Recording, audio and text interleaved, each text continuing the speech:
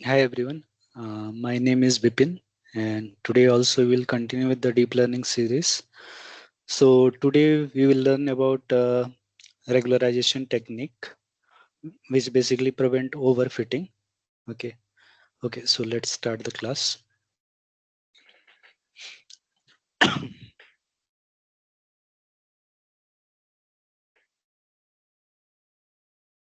Okay, तो basically आज हम रेगुलराइजेशन देखेंगे. तो लास्ट क्लास में जैसे हमने देखा कि ओवरफिटिंग है ना, ओवरफिटिंग, अंडर फिटिंग और परफेक्ट फिट, ये सब हमने देखा था. तो सबसे पहले ओवरफिट जैसे हमने देखा था कि ओवरफिट में क्या होता है कि ट्रेनिंग ट्रेनिंग एक्यूरेसी हाई रहती है ना, हाई. टेस्ट एक्यूरेसी दूसरा होता है टेस्ट एक्यूरेसी. ठीक है, टेस्ट एक्यूरेसी लो. तो ओवरफिट में क्या होता है कि ट्रेनिंग में तो बढ़िया काम करता है, ठीक है, लेकिन जब टेस्ट आता है या रियल फील्ड में जब वो करते हैं तो वहाँ मॉडल परफॉर्म अच्छा नहीं करता है. ठीक है, तो उसी को हम बेसिकली ओवरफिटिंग बोलते हैं. इसके और टर्म अगर हम बोलें तो इसी को हम बोल सकते हैं हाई वेरिएंस एंड लो बायस. ठीक है, हाई वेरिएंस एंड लो बायस. तो जो भी डीएल मॉडल है, ठीक है, उसमें ये सब प्रॉब्लम आती है. अब इन प्रॉब्लम को सॉल्व करने के लिए जो हम टेक्निक यूज करते हैं उसको हम बोलते हैं रेगुलराइजेशन. ठीक है, तो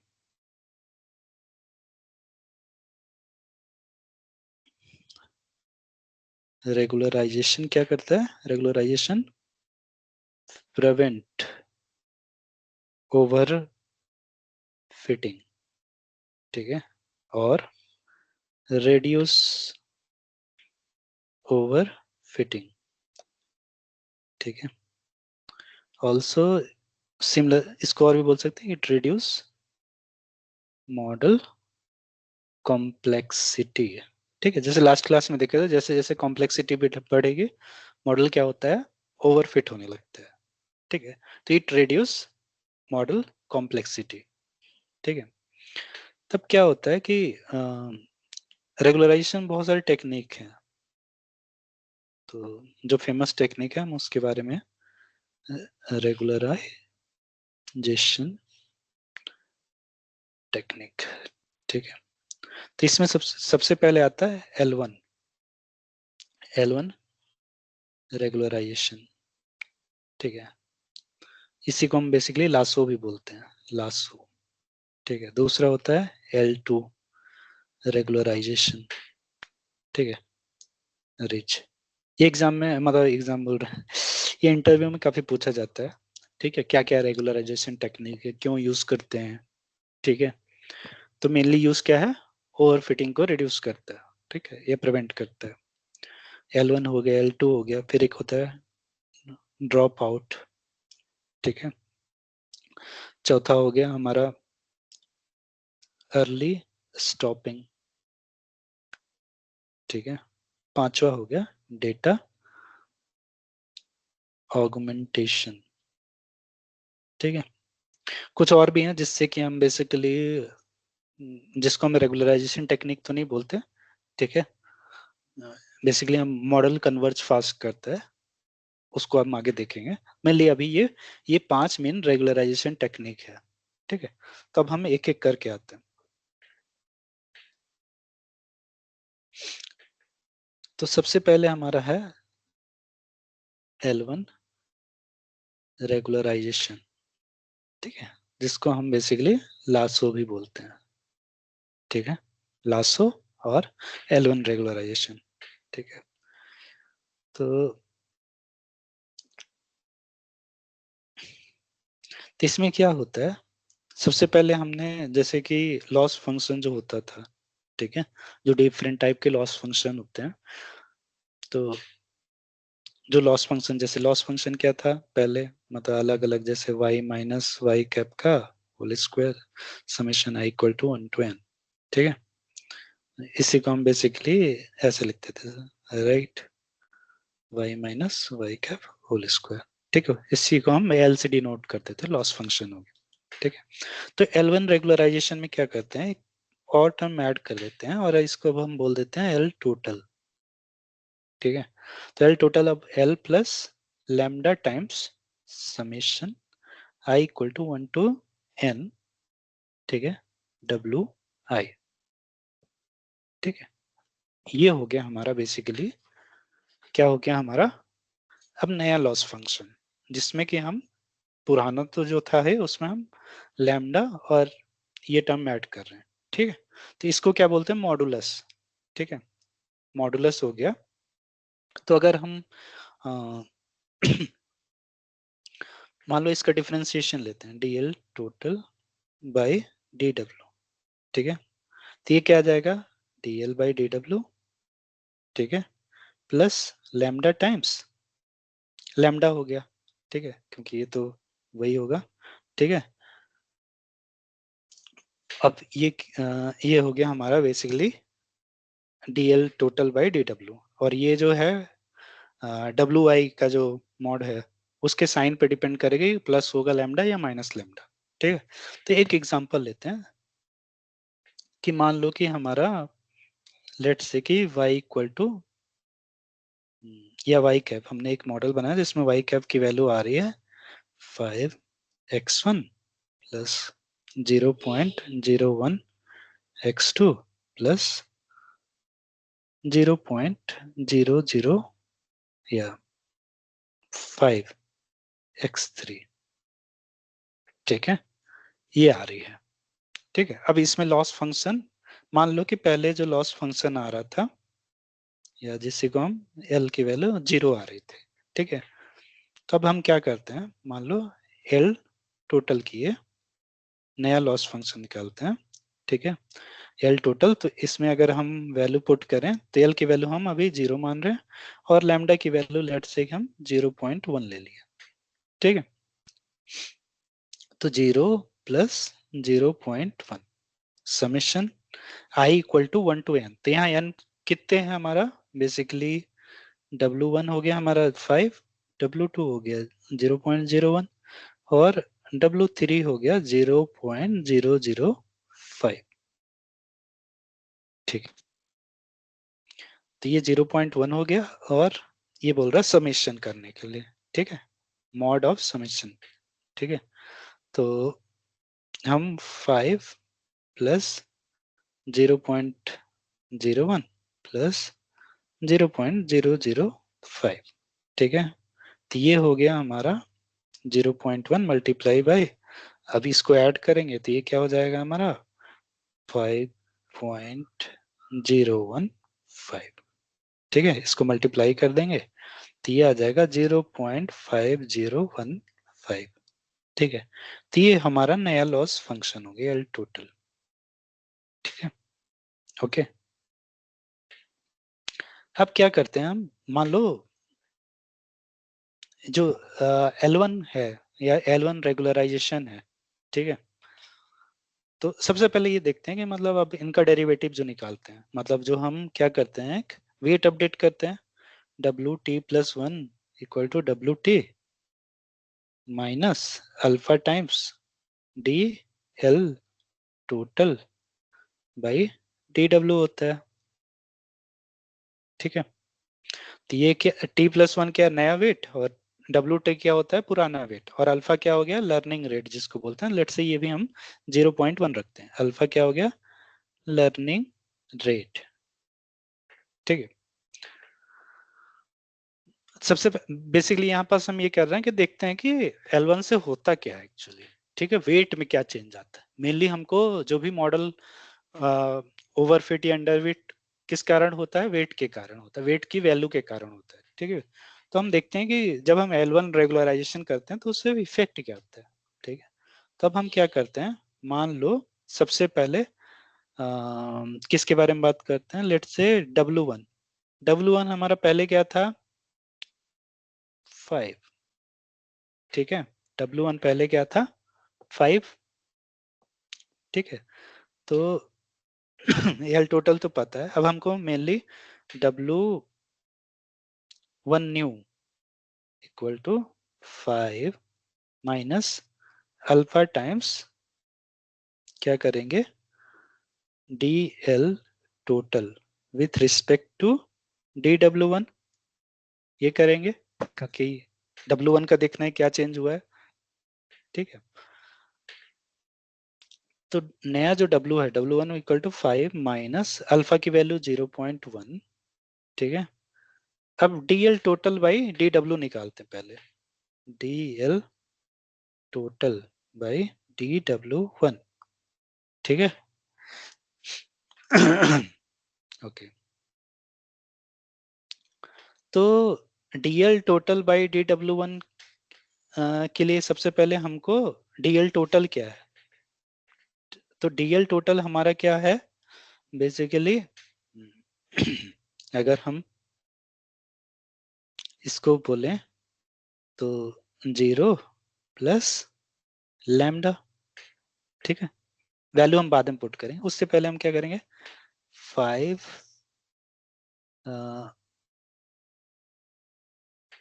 मतलब W1 मॉड W2 और W3, ऐसा ही होता है, राइट। ये तो हम बाद में वैल्यू पुट करेंगे। तो इसको अगर हम डिफरेंशिएट करें W के रिस्पेक्ट तो ये क्या आ जाएगा, लैम्डा टाइम्स और W1 का जो साइन रहेगा, अगर पॉजिटिव होगा तो पॉजिटिव, नेगेटिव होगा तो नेगेटिव लैम्डा, ठीक है। तो इसको बेसिकली हम जब भी लैम्डा फंक्शन यूज करते हैं तो इसको साइन ऑफ W1 कर सकते हैं, ठीक है। साइन W1 अगर पॉजिटिव होता तो साइन साइन क्या होता, प्लस, और निगेटिव होता तो साइन नेगेटिव, ठीक है। तो यहाँ W1 का साइन क्या है, +5 है, 5 है, प्लस है बेसिकली, तो ये क्या हो जाएगा, लैम्डा, ठीक है। W1 के रिस्पेक्ट में किए, बाकी तो वैल्यू 0 ही हो जाएंगे, राइट, ठीक है। ऐसी DL टोटल बाई DW2 क्या हो जाएगा,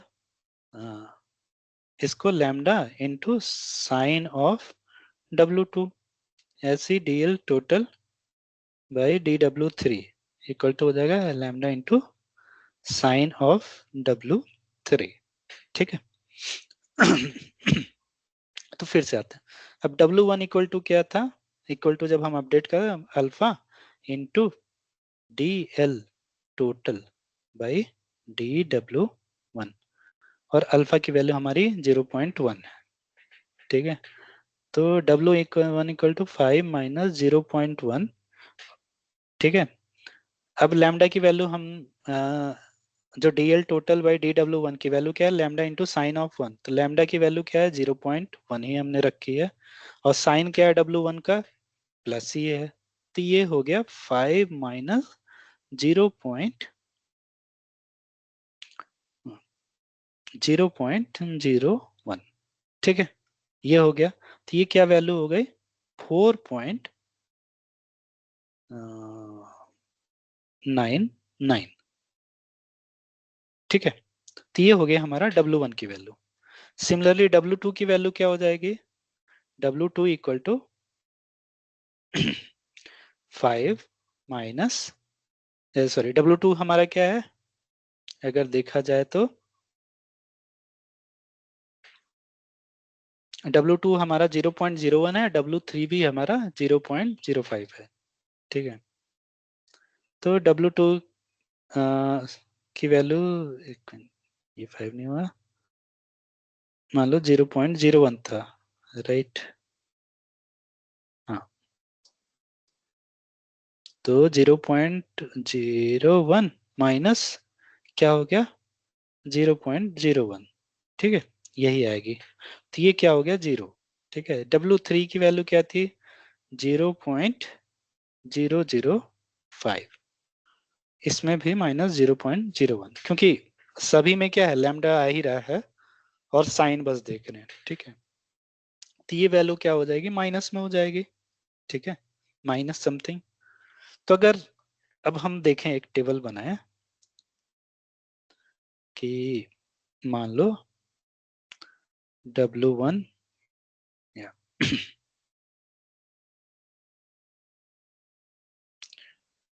old weights and new weight, ठीक है। तो ओल्ड वेट था 5, फिर 0.1 और 0.005, राइट, देख लेते हैं।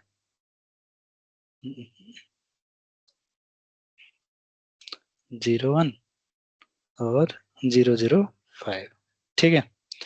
तो ये हमारे वेट्स थे, W1, W2 और W3, ठीक है। अब नए वेट क्या हो गया, 4.99। ये क्या हो गया, ये 0 हो गया, और ये क्या हो गया, माइनस में कुछ आ गया, राइट, माइनस समथिंग।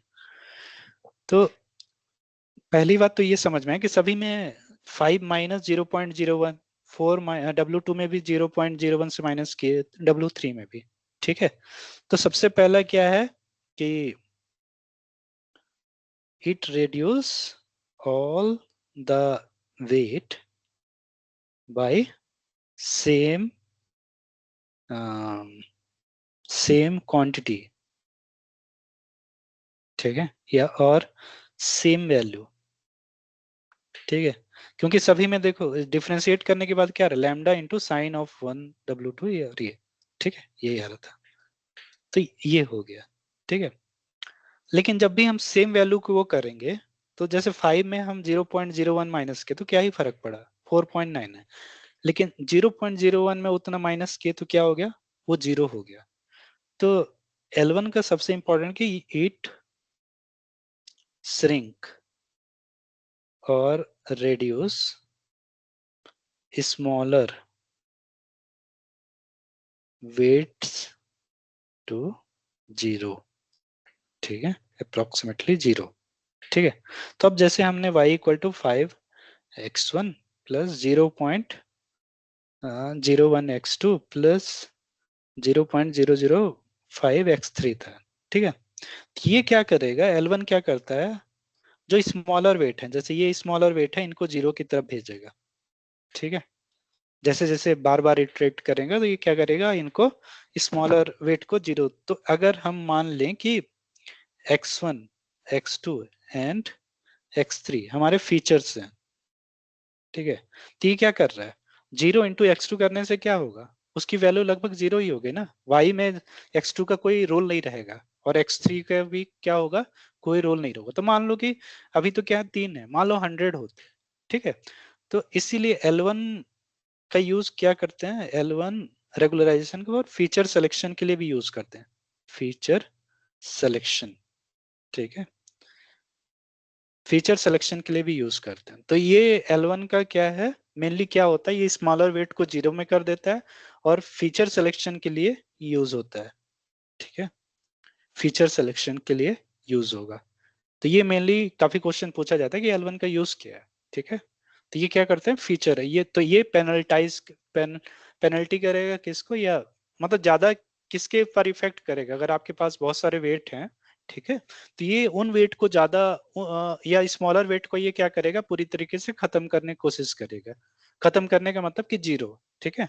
जो लार्ज वेट है उस पर ज्यादा इफेक्ट नहीं आएगा, ठीक है, लेकिन जो स्मॉलर वेट है उनको क्या करेगा, वो 0 की तरफ पुश करेगा, ठीक है। तो ये होता है L1 का एडवांटेज, ठीक है। तो ये मेनली जब भी अगर स्मॉलर वेट को 0 कर दे रहा है तो फीचर सिलेक्शन में हेल्प होता है, कि मान लो कि आपके पास बहुत सारे हैं फीचर्स, ठीक है, तो उनको क्या करेगा, अगर और एक एग्जांपल लें, तो मान लो कि हाउस प्राइस है, ठीक है, हाउस प्राइस, ठीक है। तो इनपुट फीचर में क्या क्या हो सकते हैं, साइज हो गया, एरिया हो गया, ठीक है, और size, area, number of rooms हो गए, ठीक है। तो ये सब फीचर्स हो गए, ठीक है।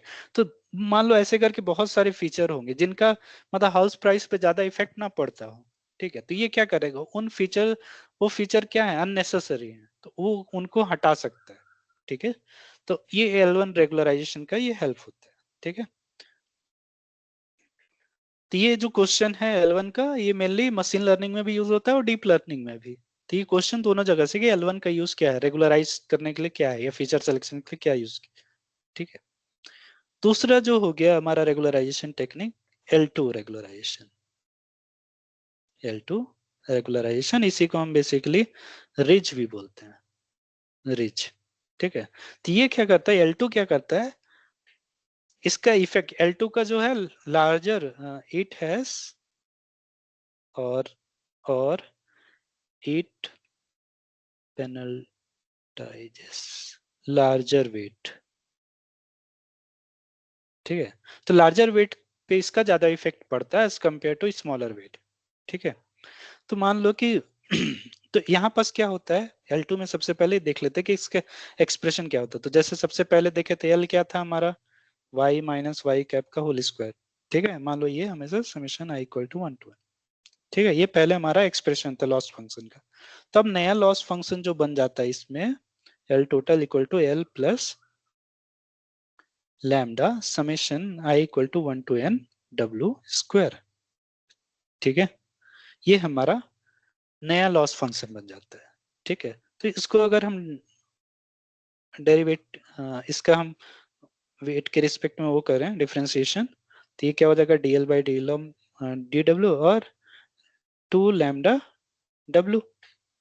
ठीक है, summation i equal to 1 to n। ठीक,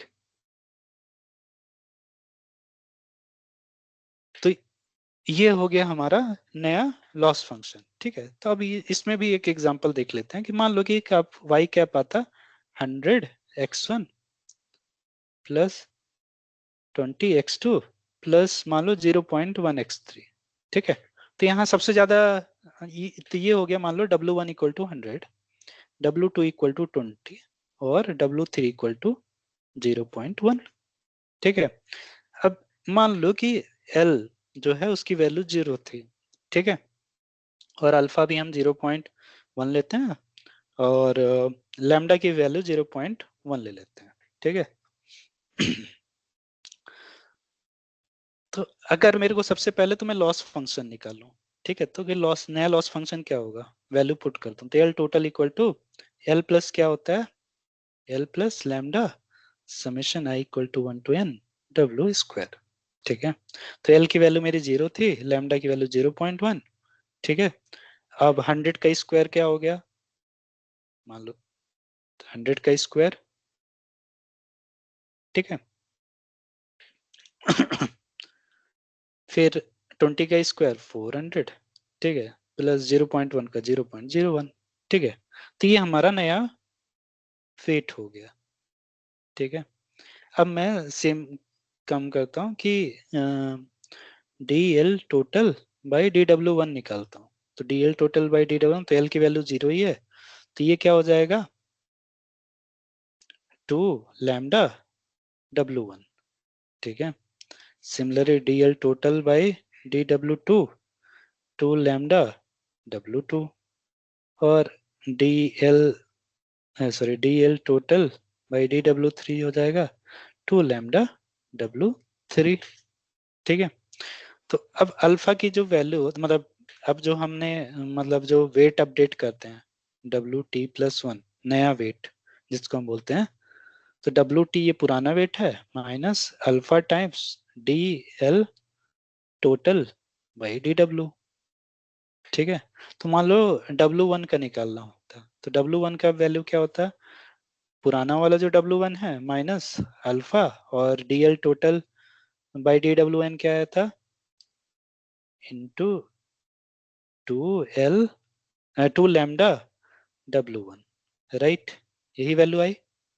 और W2 की क्या होती है, W2 minus 2 lambda W2, 2 lambda alpha W2, और W3 हो जाता है W3 minus 2 lambda alpha W3। ठीक है, अब हम वैल्यू पुट करते हैं, तो W1 की पहले वैल्यू क्या थी, 100। ठीक है, अल्फा की वैल्यू 0.1 है, इंटू 2, और लैम्डा की वैल्यू 0.1 है। ठीक है, W1 की वैल्यू पहले क्या थी, 100। ठीक है, तो अब ये वैल्यू क्या हो जाएगी, नया W1 क्या हो जाएगा, तो 100 माइनस 1/10 2 इंटू 1/10 इंटू 100, ठीक है। तो ये कट गया, ठीक है। तो ये क्या हो गया 98, ठीक है। अब W2 की वैल्यू क्या हो जाएगी, तो W2 की वैल्यू पहले क्या थी हमारी 20, ठीक है। तो 20 माइनस और 1/10 इंटू 2 इंटू 1/10 और ये 20, तो ये कट गया, ठीक है।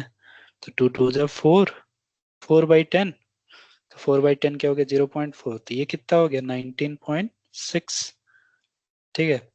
W3 की देखें, तो W3 की वैल्यू क्या हो गई, 0 पॉइंट क्या था हमारा 01, ठीक है। 0.01 माइनस 1/100 कर देते हैं इंटू 2 इंटू 0.01, ठीक है। तो ये वैल्यू कितनी होगी W3 की हमारी 0.01 माइनस 2/, ठीक है। ये हो गया हमारा, तो 0.01 माइनस 0.00002, ठीक है। तो ये वैल्यू क्या होगी, बहुत ज्यादा इसमें वो चेंज नहीं आएगा, ठीक है। या तो अगर हम फिर से अगर हम वेट कंपैरिजन करें, ठीक है। मान लो W1, W2 और W3 ओल्ड वेट्स और न्यू वेट्स, ठीक है। तो पहले ओल्ड वेट था 100, ये कितना था 20 और ये कितना था 0.01, ठीक है। तो ये कितना हो गया अब 98, ये कितना हो गया 19.6 और ये हो गया लगभग अप्रोक्सीमेटली 0.01 ही है, ठीक है।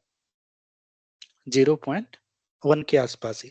तो अगर यहाँ पास देखें तो स्मॉलर वेट में क्या हो रहा है, 0.01 क्या स्मॉलर वेट है, उसमें क्या फर्क पड़ रहा है, बहुत ज्यादा मामूली सा फर्क पड़ रहा है।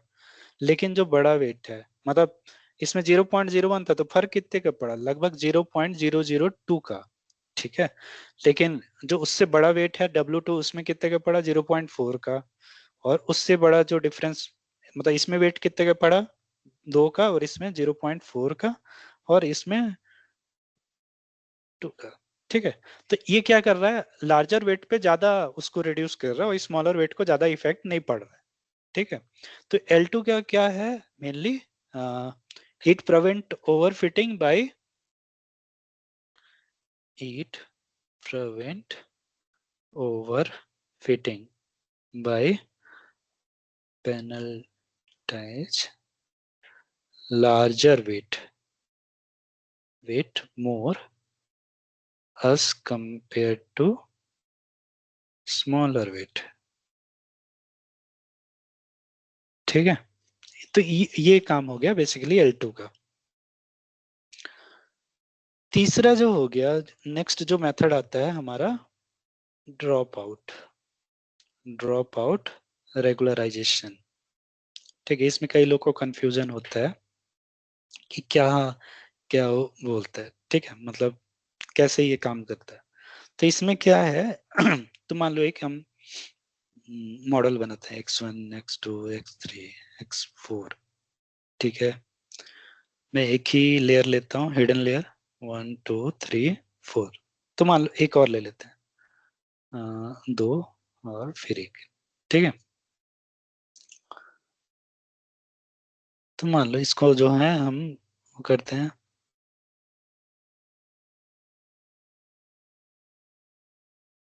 सभी के सभी से जोड़ दिए,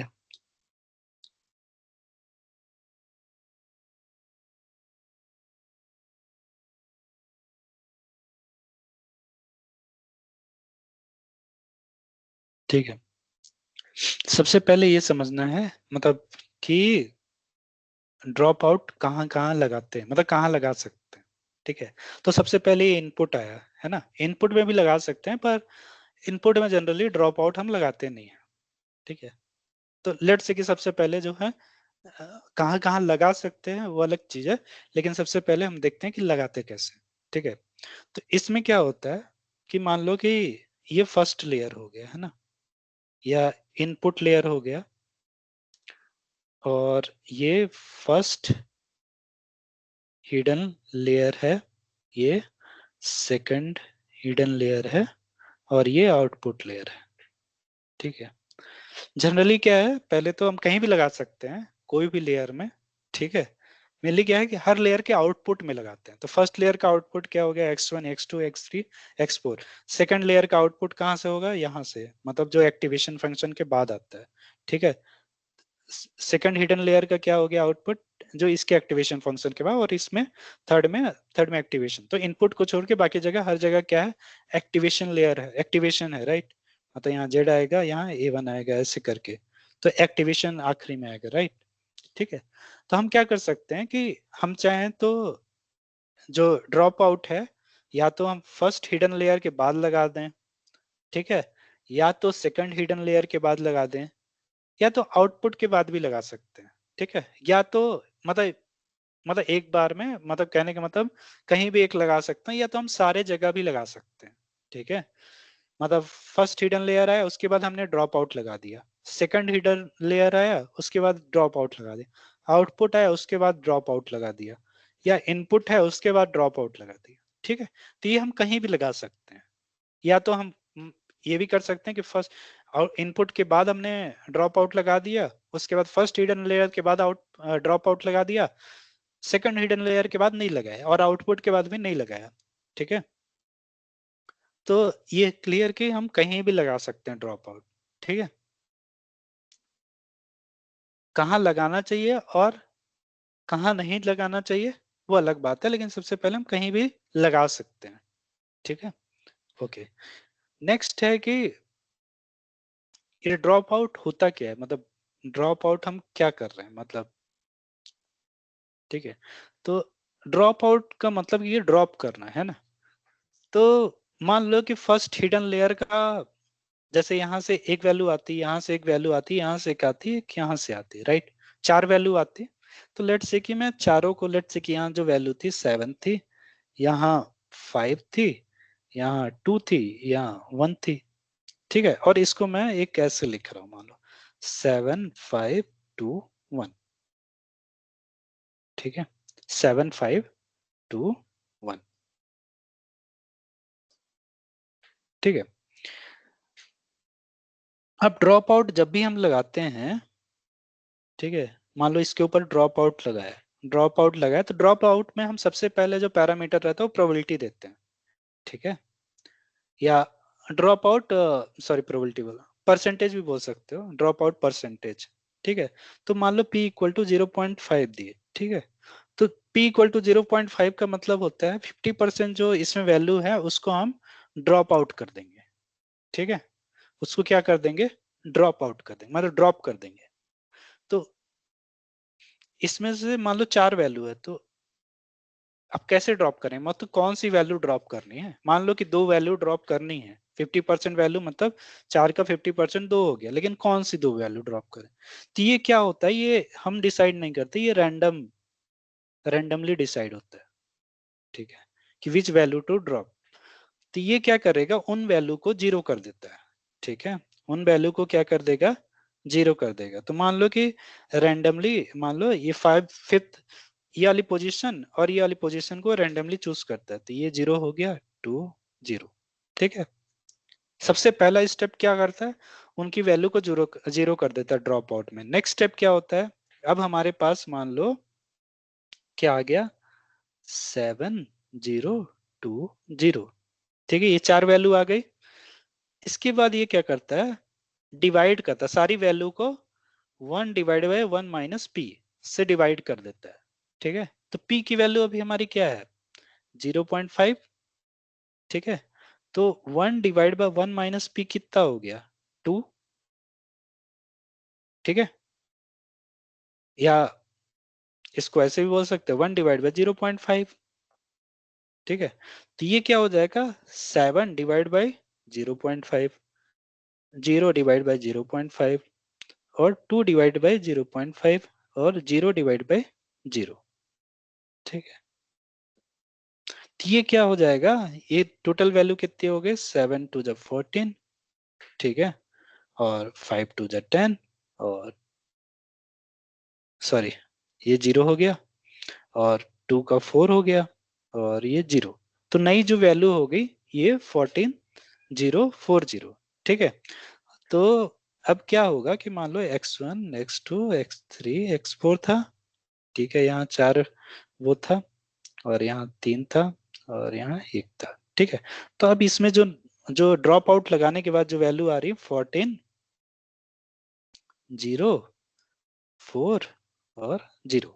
ठीक है, तो आइडियली क्या किया जाता है, जो ड्रॉप आउट है मेनली हिडन लेयर पे लगाई जाती है। ठीक है, मतलब ideally drop out applied on hidden layer only. ठीक है, लगा हम कहीं सकते हैं, वो हमारे ऊपर है, लेकिन हम जनरली क्या है, मेनली हिडन लेयर पे अप्लाई होती है। ठीक है, और किसके बाद होती है, drop out applied on activation function, activation function और न्यूरल नेटवर्क आउटपुट। ठीक है, तो यहाँ जो मान लो कि फर्स्ट वाला जो था उस पे हम लगा दिए, सेम यहाँ भी लगा सकते हैं, जो सेकंड लेयर है वहां भी लगा सकते हैं। ठीक है, तो ये हम इस तरीके से बेसिकली हम क्या करते हैं, ड्रॉप आउट लगाते हैं। अच्छा, एक और क्वेश्चन पूछा जाता है जो ट्रिकी क्वेश्चन रहता है, कि मतलब जनरली लोगों को लगता है कि ये हमने यहाँ लगा दिया, तो ये तो ट्रेनिंग के मेनली क्वेश्चन ये आता है कि आप ये ट्रेन में लगाओगे या टेस्ट में लगाओगे, या मतलब कैसा। तो drop out applied only during training। ठीक है, drop out applied only during training. ठीक है, तो केवल ट्रेनिंग में इसका यूज होता है। ठीक है, केवल ट्रेनिंग में ड्रॉप आउट अप्लाई किया जाता है। इन इन्फ्रेंस और testing drop out is not applied.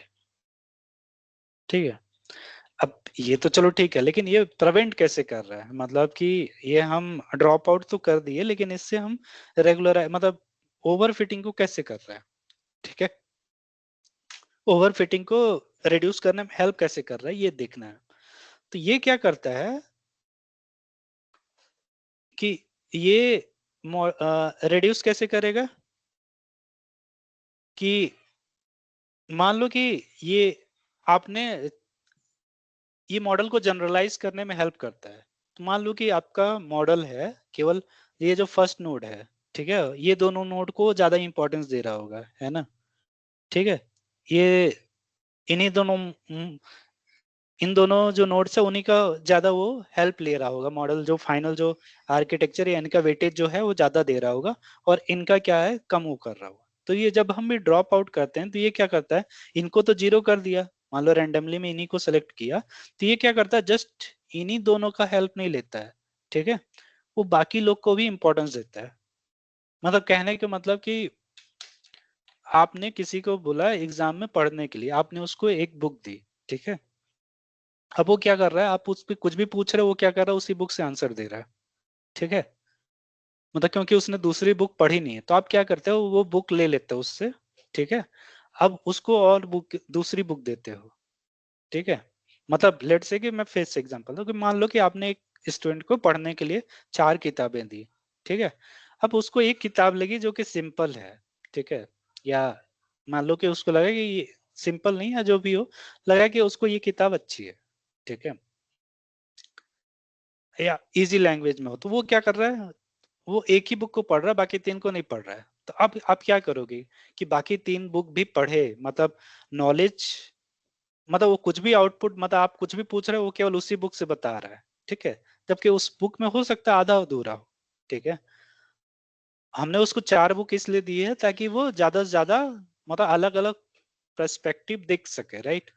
तो जब हम अब उस चीज को वो लेकिन कर नहीं रहे, तो हम क्या कर सकते हैं, उस बुक से उसको हम ले सकते हैं। ठीक है, कोई भी एक बुक हम ले लिए, तो जब वो बुक ले लिए, तब वो क्या करेगा, बाकी 3 बुक में कोई सा भी बुक पढ़ेगा। ठीक है, फिर से, तो अब उसको दूसरे बुक के बारे में भी नॉलेज और होने लगेगा। ठीक है, फिर आपने क्या किया, फर्दर एक बुक और हटा ली। ठीक है, बाकी 3 बुक दी। तो इस वे में आप क्या कर सकते हो, उसको धीरे धीरे वो क्या करेगा, सभी को बराबर इंपॉर्टेंस देगा। ठीक है, तो इस तरीके से हम क्या कर सकते हैं, रेगुलराइज कर सकते हैं, या मतलब ओवरफिटिंग का मतलब यही होता है कि कुल मिला के वो मतलब ट्रेनिंग में तो बेटर वो कर रहा है, लेकिन टेस्ट में वो अच्छे से वो नहीं कर रहा है। ठीक है, तो मॉडल कॉम्प्लेक्सिटी या किसी वेट को ज्यादा इंपॉर्टेंस दे रहा है, तो इसके कारण भी बेसिकली ओवरफिटिंग होता है। ठीक है, तो ड्रॉप आउट क्या करता है, उस वे में हेल्प करता है। ठीक है, फिर एक और होता है बेसिकली, जिसको हम बोलते हैं नेक्स्ट जो रेगुलराइजेशन टेक्निक है, अर्ली अर्ली स्टॉपिंग। ठीक है, अर्ली स्टॉपिंग। तो अर्ली स्टॉपिंग क्या करता है, बहुत सिंपल है। तो जब हम बेसिकली मान लो ये लॉस है, मतलब इपॉक है ना, ये 0 से लाके लेट से जैसे हमने 30 देखा था, है ना, ये कुछ भी हो सकता है, 30 जरूरी नहीं है, कितना भी हो सकता है। ठीक है, तो हम क्या करते हैं, लॉस फंक्शन को प्लॉट करते हैं। तो ट्रेनिंग में ट्रेन लॉस हो गया, वैलिडेशन डेटा में वैलिडेशन लॉस हो गया। ठीक है, तो ये क्या करता है, जनरली ये देखा गया है कि ट्रेनिंग लॉस जो होता है वो ऐसे होता है। ठीक है, धीरे धीरे एकदम जीरो होने लगता है। ठीक है, ये ट्रेन, इसको लेट से कि रेड, ये ब्लैक कलर है, ये ट्रेनिंग लॉस। ठीक है, तो जैसे लॉस कम होगा एक्यूरेसी बढ़ जाएगी। ठीक है, तो ये ट्रेनिंग एक्यूरेसी भी बढ़ने लगती है, तो अगर ये जीरो हो जाएगा तो एक्यूरेसी 100%। ठीक है, दूसरा होता है वैलिडेशन लॉस। ठीक है, साथ में वो करते हैं, तो वो भी ये देखा गया है, जो अच्छा मॉडल है, मतलब आप जब वो करोगे, मतलब ट्रेन करोगे, तो ये भी धीरे धीरे रिड्यूस होगा। फिर ये क्या करता है, एक टाइम के बाद कई बार ऐसे बढ़ जाता है। ठीक है, इसको बोलते हैं वैलिडेशन लॉस। ठीक है, तो हम क्या करते हैं, मतलब तो इस केस में क्या हो गया, अगर आप ट्रेनिंग में एक्यूरेसी तो अच्छी आ रही है, लेकिन जब हम वैलिडेट कर रहे हैं वो अनसीन डेटा है, या जो डेटा वो देखा नहीं हुआ है। ठीक है, मतलब ट्रेनिंग में जो डेटा यूज नहीं किया उसमें हम वैलिडेट करते हैं। ठीक है, तो उसमें क्या है, एरर जो है, दोनों के बीच में डिफरेंस क्या है, बढ़ गया। ठीक है, तो ये इसको हम क्या बोलते हैं, ओवरफिटिंग। मेनली टेस्टिंग का भी है, टेस्ट एक्यूरेसी निकालते हो आप। ठीक है, तो टेस्ट एक्यूरेसी भी मतलब ट्रेनिंग में तो बढ़िया एक्यूरेसी अच्छी है, लेकिन वैलिडेशन में मतलब या टेस्ट में उसकी एक्यूरेसी उतनी अच्छी नहीं है, मतलब एरर ज्यादा है, तो उसको हम उस केस में ओवरफिटिंग होता है। तो उस चीज को रोकने के लिए हम क्या करते हैं, या ताकि वो ओवरफिट ना हो मॉडल, हम क्या करते हैं, जैसे ही हम देखते हैं कि ये जो वैलिडेशन लॉस है और ट्रेनिंग लॉस दोनों अगर रिड्यूस हो रहे हैं, कम हो रहे हैं, तब तक तो हम ट्रेन होने देते हैं मॉडल को। ठीक है, जैसे ही लगा कि अब ये मतलब ये ऊपर जा रहा है, मतलब एक या दो स्टेप्स बाद हम वेट करते हैं, ऐसा नहीं कि जस्ट एक ही स्टेप बाद, एक दो स्टेप्स के बाद हम देखते हैं कि वो फिर भी रेड्यूस हो रहा है कि नहीं हो रहा है। अगर वो रेड्यूस नहीं हो रहा है, तो हम क्या करते हैं, वहां मॉडल स्टॉप कर देते हैं। ठीक है, मॉडल स्टॉप, तो उसी को हम बोलते हैं अर्ली स्टॉपिंग।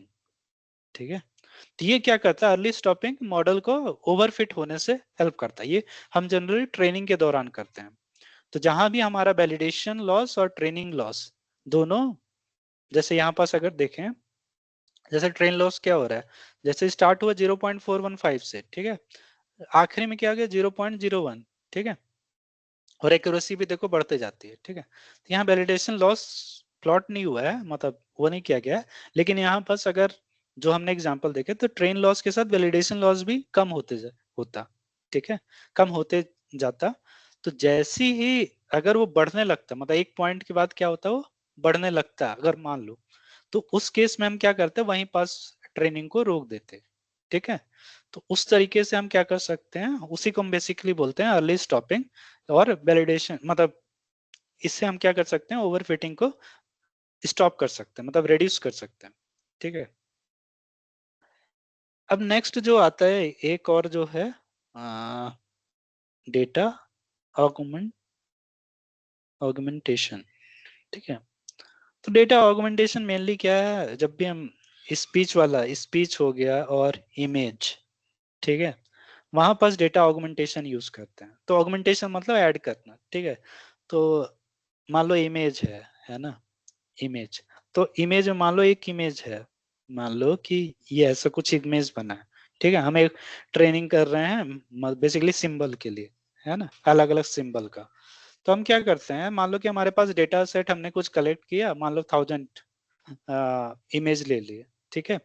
अब उससे ज्यादा हमारे पास डेटा नहीं है, लेकिन हमको मॉडल को बेसिकली ओवरफिट रोकने के लिए हमको और ज्यादा डेटा सेट चाहिए, और हमारे पास है नहीं। तो हम क्या करते हैं, इसी को ऑगुमेंट करते हैं। तो हम क्या करते हैं, इसको लेट से कि 45 डिग्री 45 डिग्री रोटेट कर दिए, ठीक है। तो 45 डिग्री रोटेट करेंगे तो ये क्या हो जाएगा, मान लो ये ऐसे हो गया, पहले ऐसे था, यहाँ से 45 डिग्री। तो ये एक ऑगमेंटेशन है, मतलब आपने एक नई इमेज क्रिएट की सेम इमेज से। दूसरा और क्या हो सकता, फ्लिप कर दो, ठीक है, फ्लिप कर दिए, ठीक है। फिर एक ये हो गया, ये सब ऑगमेंटेशन कर, फ्लिपिंग हो गया, रोटेशन हो गया, क्रॉप हो गया, क्रॉप कर दिए, ठीक है, एडिंग नॉइस हो गया, ठीक है। तो ये सबसे आपने मान लो एक इमेज से आपने 4-5 और इमेज बना ली, एक इमेज से तो 1000 इमेज होती, तो आप 1000 से क्या होते, 4-5 हजार और इमेज बना लेते। तो इसके लिए कुछ लाइब्रेरी भी होते जो ये काम ऑटोमेटिक कर देती है, हमको नहीं करना पड़ता है, ठीक है। तो ये सब हम क्या कर सकते हैं बेसिकली, ये हमारा अ, हम मॉडल को मतलब ये ओवरफिटिंग से हेल्प करता है, मतलब रिड्यूस कर देता है, क्योंकि डेटा सेट साइज इंक्रीज हो गया, ठीक है। अच्छा, एक चीज और जो है कि पैरामीटर होता है जो, और एक हाइपर पैरामीटर होता है, ठीक है। तो ये पूछते हैं कि पैरामीटर और हाइपर पैरामीटर में डिफरेंस क्या है। तो पैरामीटर कैन बी ट्रेनेबल, ठीक है। एग्जाम्पल हम बोल सकते हैं जो वेट्स हो गया, W1, और जो भी अलग अलग वेट्स हो गया, ठीक है। तो ये क्या है, ये हर बार क्या हो रहा है, मतलब आप जैसे बैक प्रोपोगेशन करते हैं, इनकी वैल्यू चेंज हो जाती है, ठीक है। तो वो क्या हो गया बेसिकली, इट्स वैल्यू चेंजेस, ठीक है, ड्यूरिंग ट्रेनिंग, ठीक है। हाइपर पैरामीटर क्या होता है, not trainable and it's value not changing with changing during training, ठीक है।